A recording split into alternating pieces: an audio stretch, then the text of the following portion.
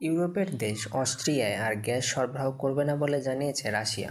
বার্তা সংস্থা রয়টার্সের এক প্রতিবেদনে এই তথ্য জানানো হয়েছে। শনিবার থেকে এই সিদ্ধান্ত কার্যকর হবে বলে প্রতিবেদনে বলা হয়েছে। এ নিয়ে অস্ট্রিয়ার চ্যান্সেলর বলেন, রাশিয়ার রাষ্ট্রীয় প্রাকৃতিক গ্যাস সরবরাহ কোম্পানি গ্যাসপ্রম শনিবার ভোর থেকে অস্ট্রিয়ায় গ্যাস সরবরাহ বন্ধ করে দেবে। তবে দেশের ভূগর্ভস্থ গ্যাস ভাণ্ডার পরিপূর্ণ আছে দাবি করেছেন তিনি। চ্যান্সেলর কার্ল নেহামার শুক্রবার বলেন, গ্যাসপ্রমের সরবরাহ বন্ধ করার নোটিশটি দীর্ঘ প্রত্যাশিত ছিল এবং অস্ট্রিয়াও প্রস্তুতি নিয়েছে। অস্ট্রিয়ার বিকল্প জ্বালানি সরবরাহের নিরাপদ ব্যবস্থা আছে এবং এই শীতে কেউ হিমায়িত হবে না, কোনো বাড়ি ঠান্ডা হবে না।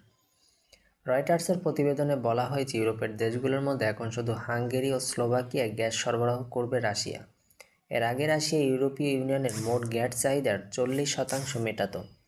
তবে 2022 সালের 24 ফেব্রুয়ারি থেকে ইউক্রেনে রাশিয়ার যুদ্ধ শুরুর পর থেকে দৃশ্যপট বদলে গেছে।